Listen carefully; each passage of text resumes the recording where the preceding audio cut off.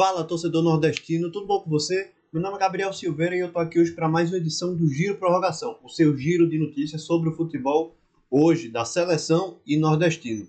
Vamos embora hoje começar com o jogo do Brasil. Pois é, ontem teve Brasil e Argentina, o jogo foi no Maracanã.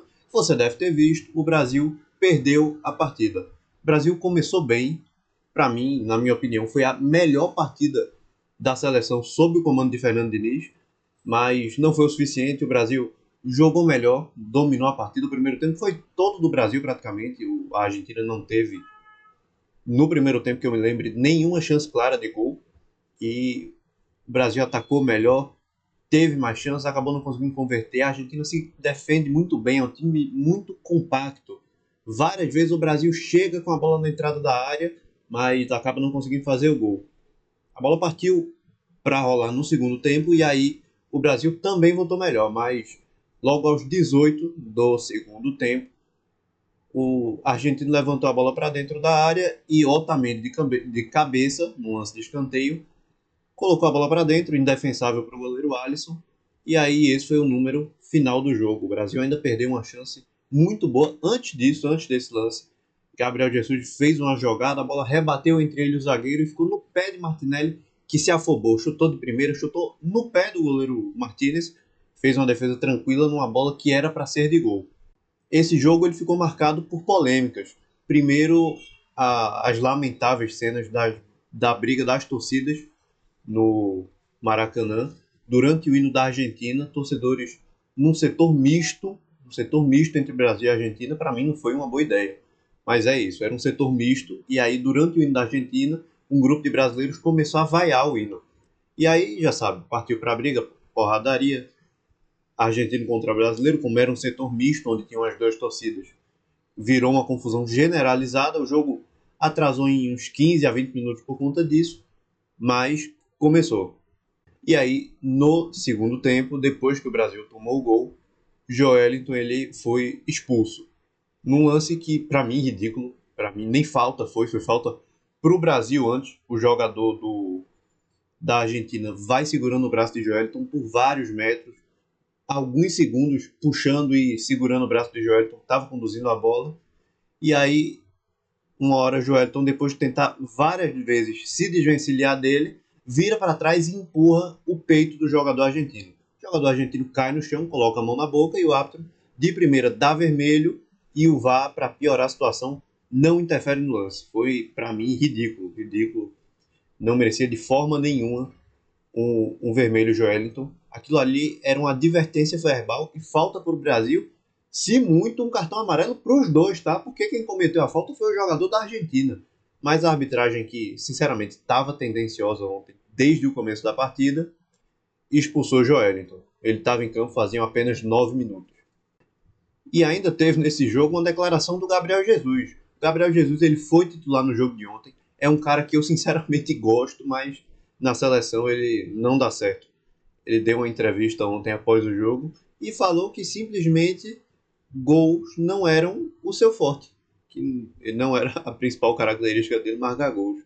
E eu até entendo o que ele quis dizer, porque para quem acompanha ele no clube, tanto ele quanto Firmino quando estava no Liverpool, são jogadores mais criativos, são atacantes que armam mais o time do que propriamente fazem a função de um camisa 9 goleador. Mas não é o que o Brasil precisa. O Brasil precisa de um 9 artilheiro, de um goleador e, para mim, o Gabriel Jesus ele não encaixa na seleção. A gente tem uma notícia do ABC que para mim foi surpreendente.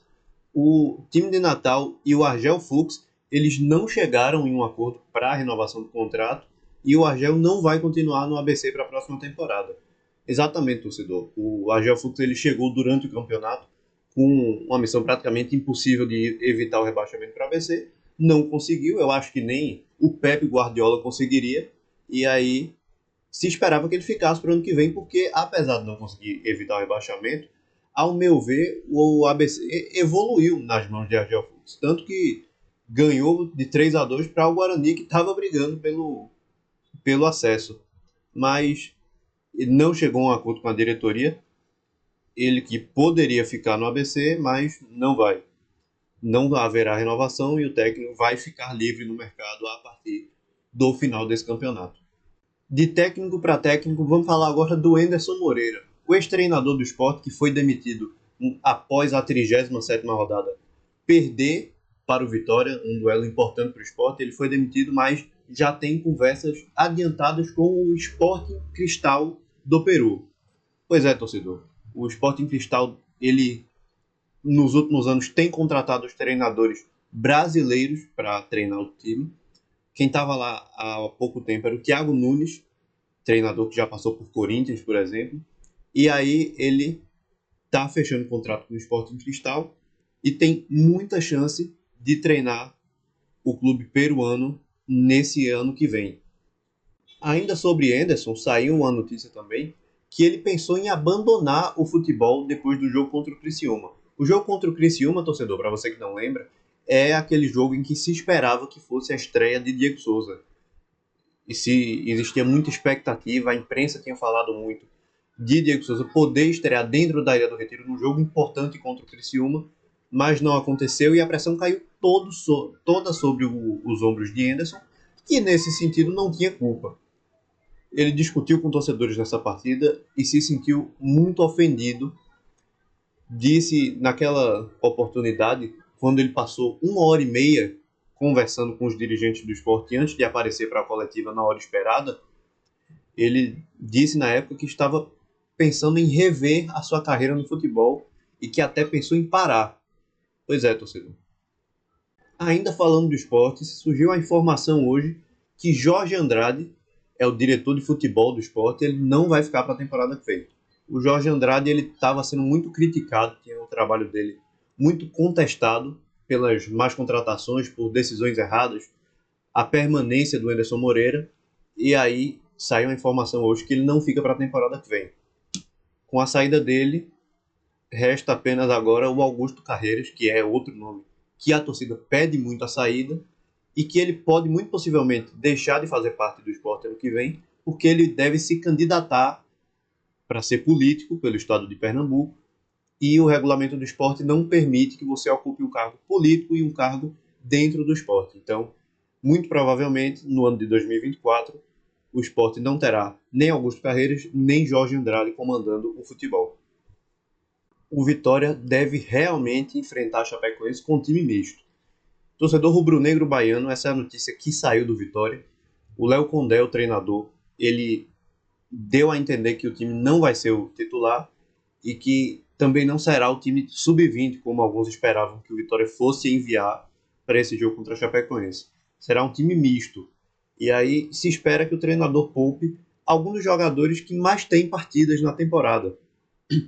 Exemplo deles são Oswaldo, que tem 51, Camutanga, que tem 49, Lucas Arcanjo, que tem 47, e alguns outros. É muito esperado que o goleiro Lucas Arcanjo ele não vá para o jogo. Thiago Rodrigues, que teve passagens recentes por Vasco, é um bom goleiro, ele deve substituir o Lucas Arcanjo no gol. E existe a expectativa que Edson Lucas, lateral que teve uma lesão, não jogou os últimos 2 jogos do Vitória, esteja à disposição para enfrentar a equipe da Chapecoense pela última rodada da Série B, que já não vale mais nada para o Vitória, é só cumprir tabela, já que já é campeão. O Santa Cruz chegou a um acerto com o novo preparador físico do clube. Pois é, tricolor, Edivaldo Tacão, que tem passagens por esporte, é o novo treinador, o preparador físico do elenco do Santa Cruz para essa temporada que vem. O tricolor tem buscado reforçar a sua comissão, já trouxe o treinador, que vai ser o Itamar Schulli, agora fechou também com um preparador físico que tem um histórico aqui em Pernambuco, que tem bons trabalhos, e ainda está contando com a chegada de alguns membros na diretoria. Esse foi o Giro Prorrogação de hoje, eu espero que você tenha gostado. Se você gostou, deixa o like, comenta o que você achou, compartilha, se inscreve no canal, que é muito importante e ajuda muito a gente, e tá saindo vídeo aqui todo dia para você, torcedor. Então, é isso, obrigado por me acompanhar até aqui, tamo junto.